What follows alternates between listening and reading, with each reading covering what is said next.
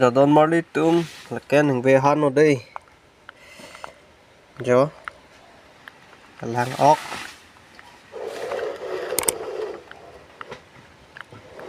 về han ở đón mò đi tôm là cái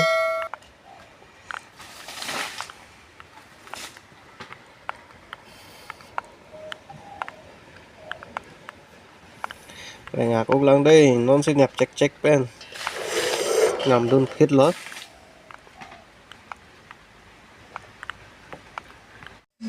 đón mò đi tôm đây non băng cái Ningve han-ok nó sapha ở đây